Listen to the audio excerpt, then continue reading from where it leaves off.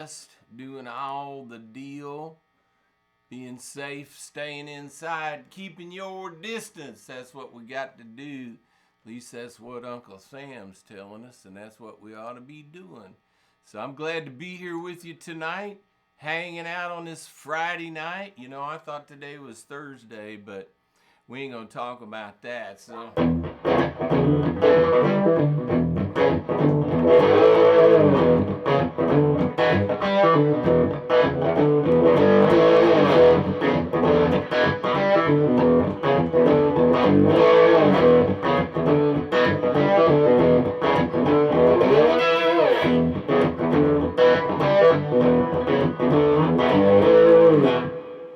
I don't know why it is, but you got to make, like when you play guitar like that that's real dirty, you got to make like really ugly faces. I don't know. I don't know what that's about, but it kind of, it kind of goes.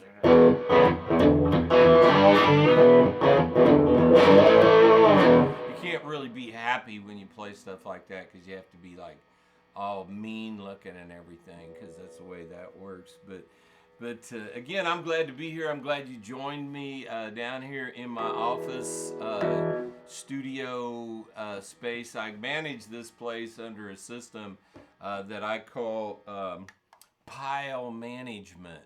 So I have piles of things kind of cluttered around, mainly guitar related things and then writing things, work related things. So I have all that stuff all over the place. But I have this old guitar out here tonight, and this is one of the most inexpensive guitars that I own. This is an Epiphone Les Paul Jr. that's got a bent neck on it, and I bought it for $150 on the eBay or something. About had to be before 2005. Because, well, it had to be before that. I bought it because I played it on my live on the 4th of July DVD because I played this guitar on the song Rain.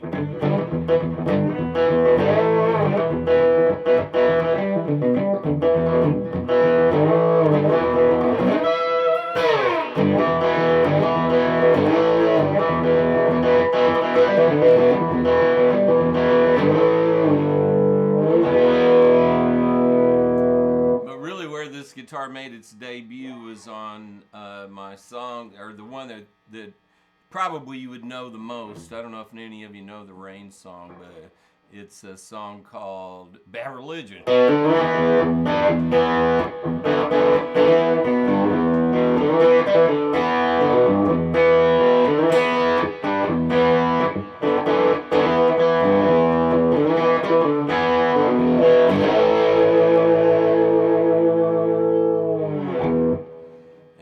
So anyway, that's what this guitar is. It's the loudest guitar that I own. And for those of you that didn't come for guitar stuff, this is just the way we do things around here. We have a little guitar stuff, and then a little story time, and then some preaching stuff, and some other things. And I play that for you guitar players. I have this slide that. I can't remember the name of the company that makes these. I want to say it's a rock slide because it has this backside here all cut out. Can you see that? And so when it fits on your finger and you bend your finger, it's kind of more natural. And then it's got this closed in because I thought that's really cool. I saw Joey Landreth and Ariel Posen, if you know who those guys are. They're in a band called the Brothers Landreth, who I love their music.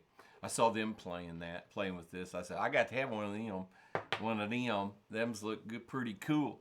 So I saw Lisa Williamson, our friend up in Sturgis, South Dakota, John and Lisa. She posted this today on Facebook.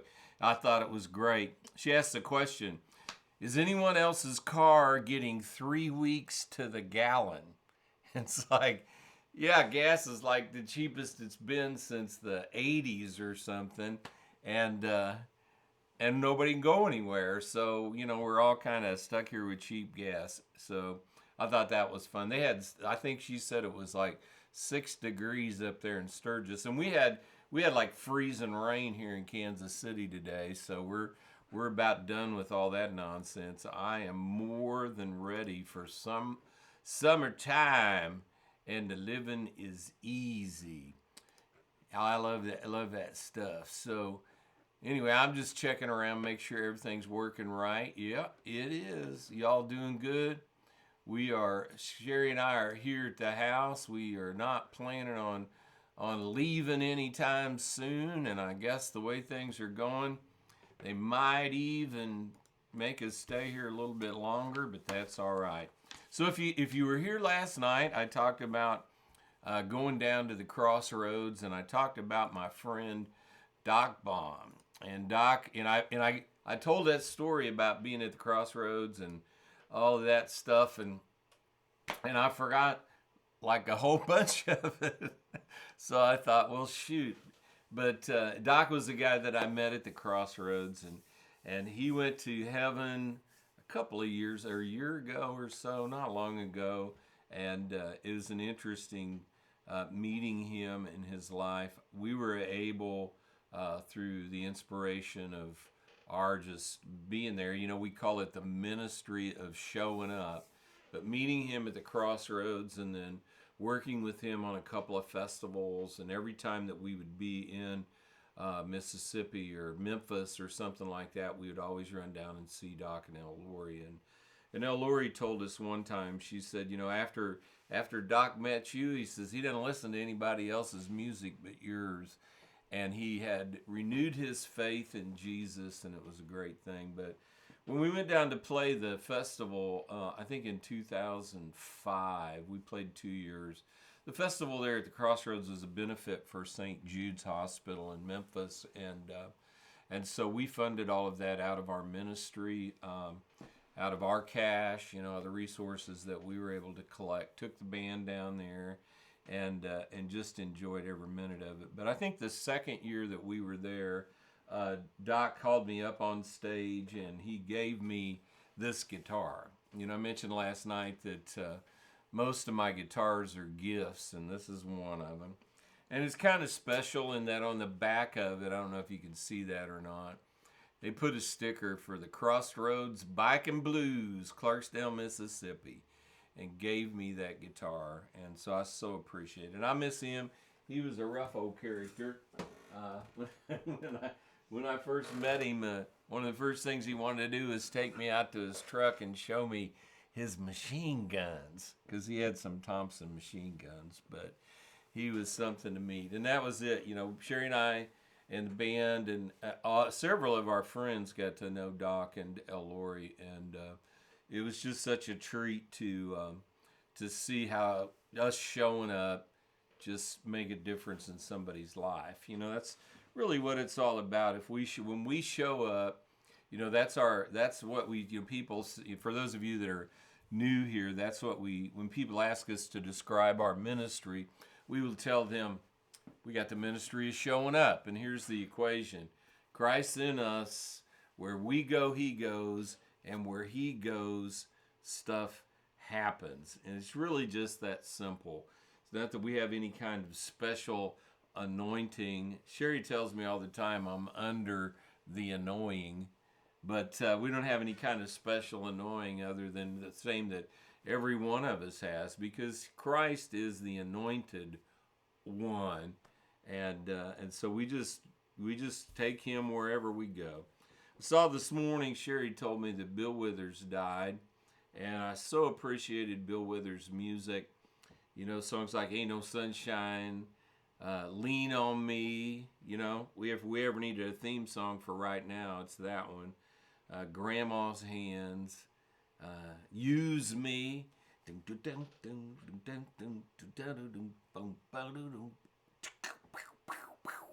I love that. And I posted on my profile. I didn't do it on my page, but I'll put it up there in a little bit.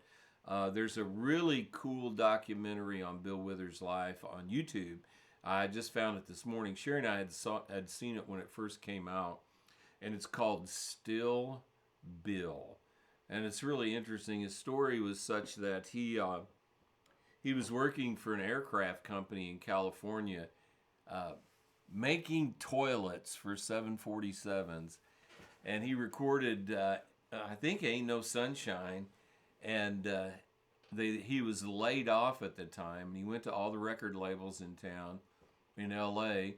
and everybody wanted to make him into like he tells it in the documentary, into like a sequin suit wearing R&B guy, and he wasn't going to do that. And he said, I got this good job that's a lot of fun installing toilets in 747s, so I can just keep doing that. And then, of course, he became a big star. So all of that's out there on YouTube. I would just encourage you, if you're looking for something to watch over the weekend, man, that would be a really cool thing for you to sit down and watch if you love music like I do. But it's a good documentary, and I really enjoy it. Well, I had a question on my profile the other day from Lori Teagarden, and I answered it there, but I wasn't sure that everybody saw it, and I wanted to just talk about it a little bit tonight. And her question was this: she said, "quote I had an interesting question I read today. The question is this: when is it time to love and forgive, or flip tables?" And I thought, well, that is an interesting question, and because so many people of faith, they're like on a full-time flipping tables mode, I mean, and that's really not the way that we should be. But so I answered her like this. I said, first, it's always time to love and forgive. Forgiveness was given to us for the protection of our hearts. And it has to do with us and not the offender. That's what forgiveness is all about. In John 20:23, Jesus said this: "If you forgive the sins of any, they are forgiven them. If you retain the sins of any, they are retained." And if you've been around me at all in any of my ministry, I share this a lot. So the question here is that, the word forgive, it means, and Sherry Bratcher taught me about all this stuff, because my family they're like astute experts in forgiveness because I'm around, But to forgive, it means to cut loose and to send away. And when we forgive, we're taking that offense and we're cutting it loose from our emotions, from our heart, from all of those things, and we're sending it away from it. But this verse says that when we don't forgive, that we retain the sins of any. And where's that retained? It's retained in our heart, and it's lived out through every experience in our life. It becomes like a filter that we live life through. And I don't know about you, but I don't want to carry around my pain into every situation, every circumstance, and every relationship that I'm in. I don't want to be skeptical because I was hurt by somebody else. I've had my life really, really upset. That's that's a politically correct way to say it.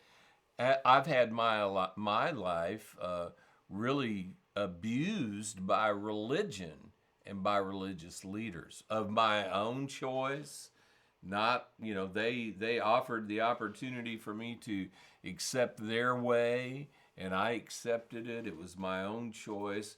But I could take that offense to heart, and I could retain that offense, or I can forgive that offense and send it away.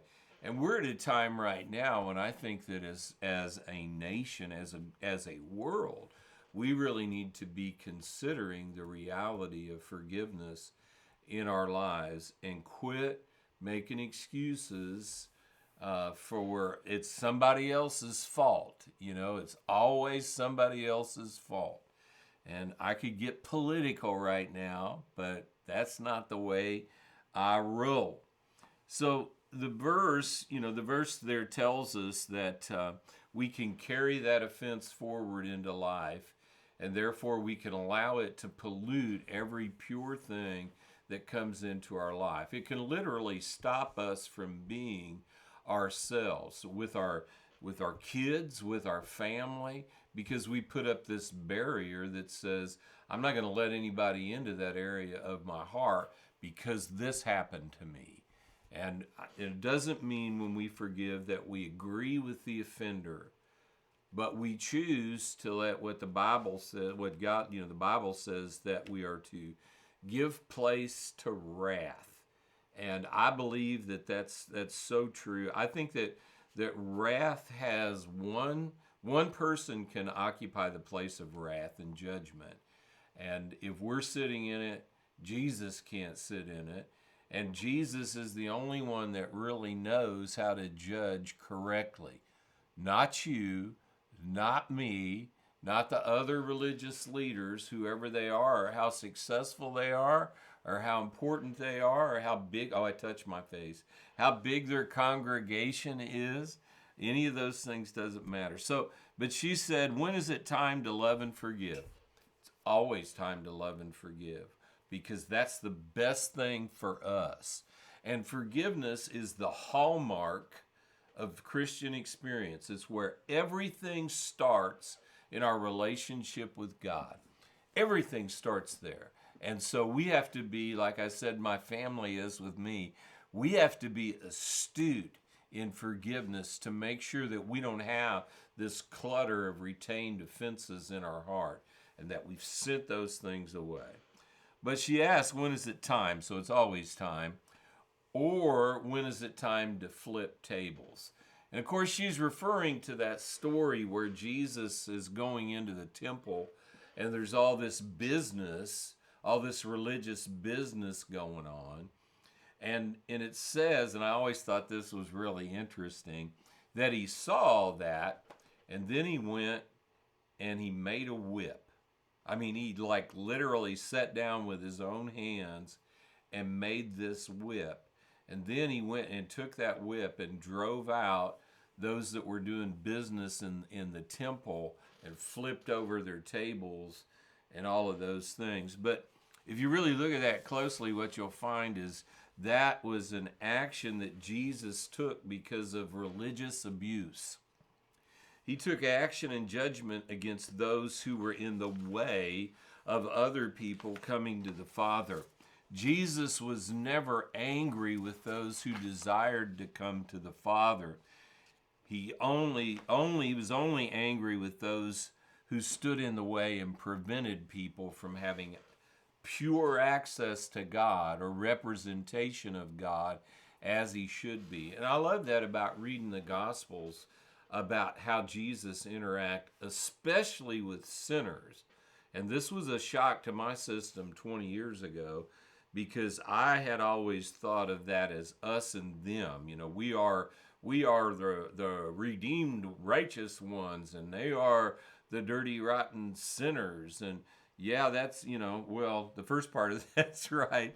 But if we were really honest, we would all come clean and say, we don't call it sin, we call it issues. We have issues in our life. And those issues we hide very well with our hypocritical mask, instead of saying, you know what, I got stuff in my life just like everybody else does. And so, why do we have to go around hiding that? Well, because we're afraid. And who we're afraid of is each other. And so, but Jesus, when you see Jesus interacting with sinners, it's like he's not flipping over tables or speaking harshly to them. It's so cool to watch. I'm always reminded of the scene where Jesus is walking by this IRS agent, tax collector named Matthew, and he says to Matthew, he says, "Come follow me." And Matthew leaves his business and follows Jesus. But then just a little bit later, Matthew was having a party at his house, and guess who he invited to the party? Jesus. Is that incredible? He invited Jesus to come to the party. One translation says that Jesus went to the party, and there were many tax collectors and notorious sinners there. And I thought, man, I'd have fit right in with that crowd. Notorious sinners there. And all the religious leaders were so upset. What's he doing here? Doesn't he know these people are unclean? And Jesus, I believe it's in that story. I didn't look it up, but Jesus, he said something like, those that are, it wasn't there, it was another place where he was healing somebody.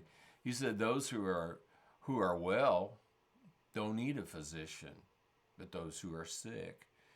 And it just amazes me to watch as Jesus interaction. So the only time that Jesus was flipping over tables was to stand up against religious abuse that was in the way of people seeing a representation of God, of how he is.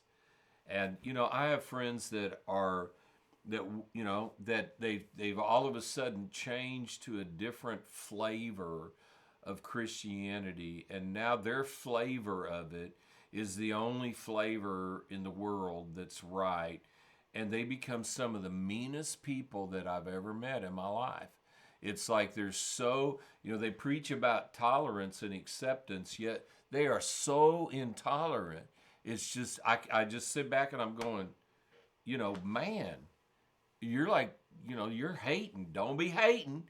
You're hating. And so anyway, so the main reason why flipping tables doesn't work is that our anger doesn't work. It doesn't produce what we're after.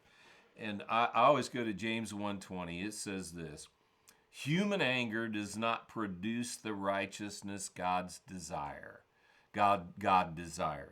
Human anger does not produce the righteousness God desires. So righteousness is a big theological word.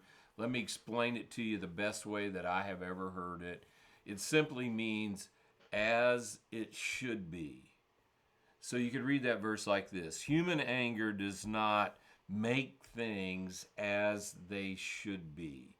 And so it doesn't work. And you know that in your own life. You get angry, you say things you don't mean, you do things you don't intend to do, and all of a sudden you're just like, I did it because I was mad, I was angry. And so we can't allow anger to be the motivating factor in our experience with people. We have to let love be the motivating factor. But I will say this, whenever it comes to forgiveness, as I said earlier, it doesn't mean that we agree with the offender.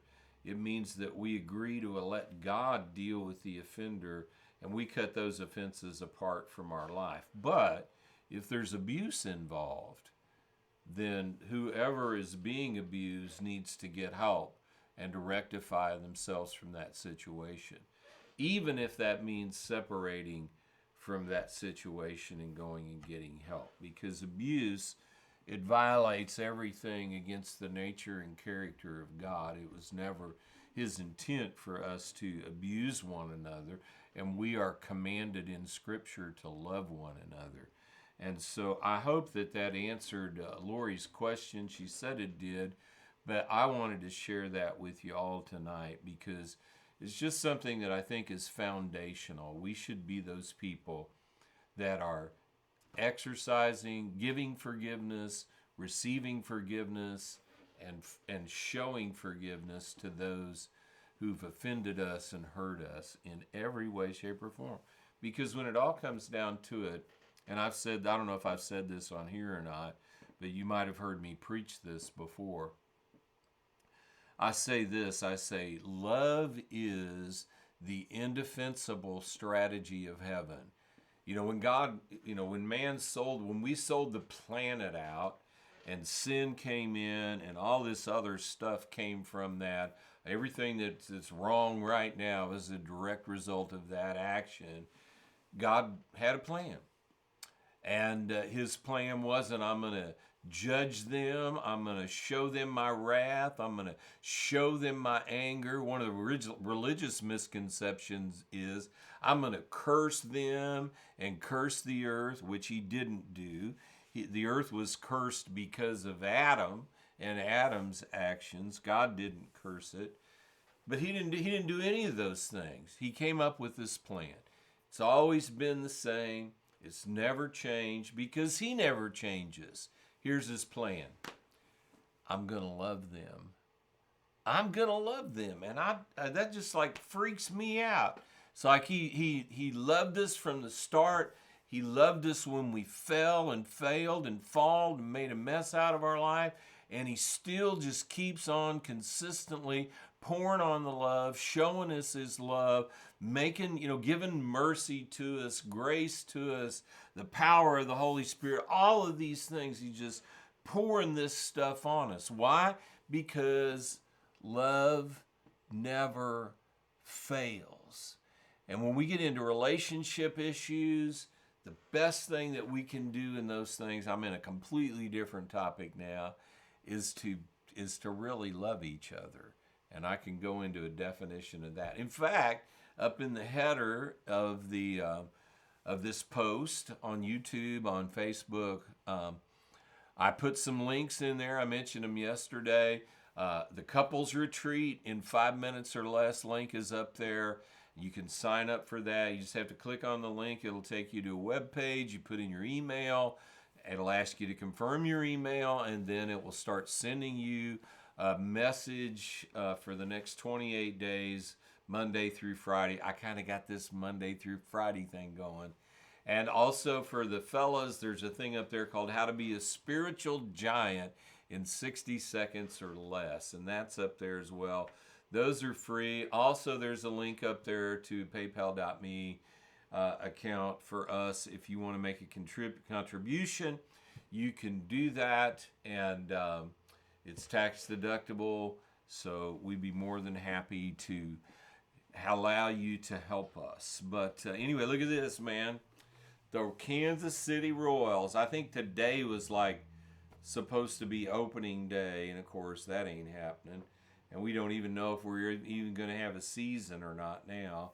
And so anyway, I want to show you this picture one more time of Doc and L. Laurie and Sherry at the Crossroads at Ground Zero Blues Club, Morgan Freeman's Blues Club. And I just love this picture. The flag, Ground Zero, which is a little funky place. It's got, they give everybody Sharpies and let them write on everything. And so my name's on the wall down there someplace. I could probably take you to it. And but I just love that picture. Doc's looking so mean, and he was a sweetheart. He made me some things. Let me see if I can find one of them. Oh yeah, he made me this ink pen, and one of my friends, Terry Swope, had that made for me. And it's got a staff with music notes on it down here, and it's got a keyboard down through the middle, and it's got a drum on the top. Can you see that? And then the clip is a guitar. Isn't that cool?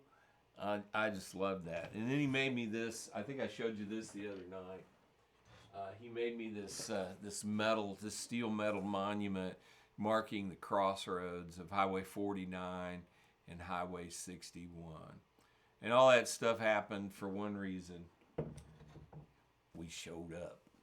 And so there's people all over your life, and we can't show up nowhere. So we got to show up on Facebook, and we got to connect, and we got to do those things. So anyway, if you got questions, you can send me questions. I'll be glad to look at them just like I did Lori's question, and I'll try to answer them as best I can. As long as you understand, I think I don't know is a correct answer. And if you have suggestions on how we can do this better, I'd be glad to hear those. Michael Besson sent me a suggestion last night telling me I need to set up another camera, and I'm working on it. I don't think I have all the technology that I need for that. But I'm working on it, and I'm still not happy with how I'm getting my audio from my guitar into my streaming system. So I'm about this close. I got one issue that I'm dealing with that. And then I'll be able to do like a legit live concert kind of thing. So I'm working on new music. In fact, I have 2 sessions that I just commissioned this week. I'm doing both of them for I'm Hungry, our food project. I commissioned my friend Larry Van Loan in Nashville to work on a song that I wrote for Sherry called Baby, I Like What You're Cooking. And it's a cool kind of smoky, jazzy kind of me singing in a deep voice kind of lounge song. And then I sent to Brandon Estelle. Some of you know Lester Estelle Jr. or Lester Estelle Sr. Lester Estelle Sr. is a great guitar player. He plays left-handed upside down in a dag-gad tuning, which is an open tuning. And Lester Jr., you can see him on the Kelly Clarkson show playing drums. But Brandon is a great, Brandon was the drummer in a band called Super Chick, if you Christian people know that. And he lives here in town. He posted that he was available to do some tracking on drums for free. And so I said, hook me up. So I have this song that my friend Jim Richards sent me the idea for this song.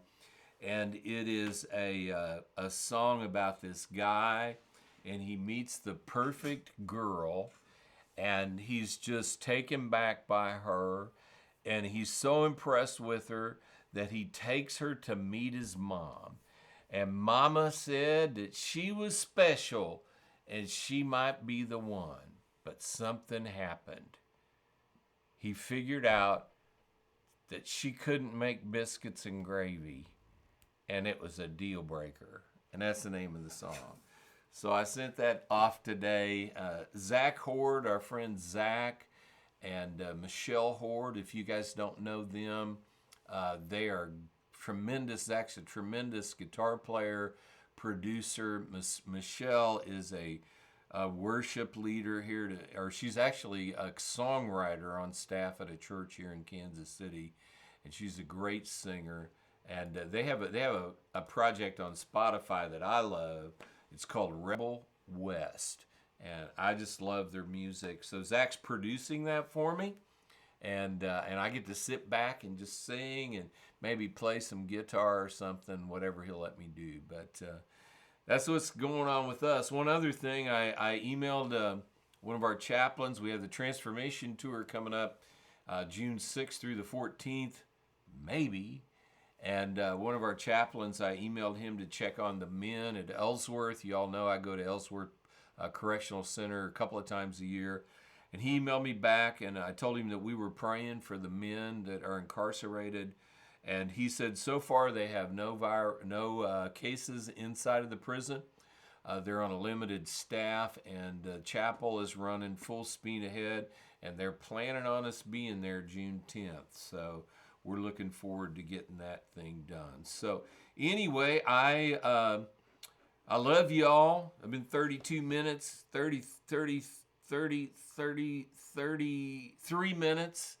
I want to leave you with this. This is a song that you might know since I was talking about mad Christians, a thing called Bad Religion. I love you. I'll see you Monday. God bless you all. Bye-bye.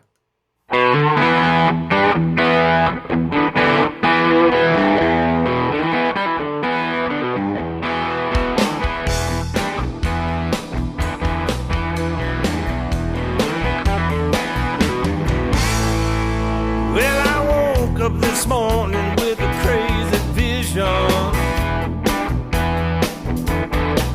and I thought it was heaven, it was bad religion. Well, it messed up my mind and made me feel so mean. Drove everybody crazy, made them want to scream. Well, my words, they cut sharp like a deep incision. I was killing my friends with my bad religion.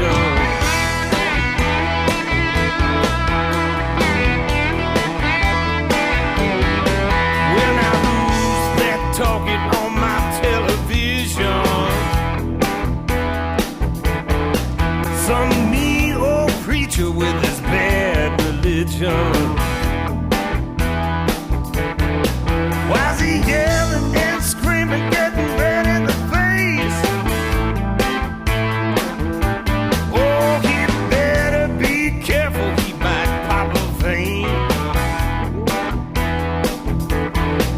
No matter what he says, I don't feel forgiven.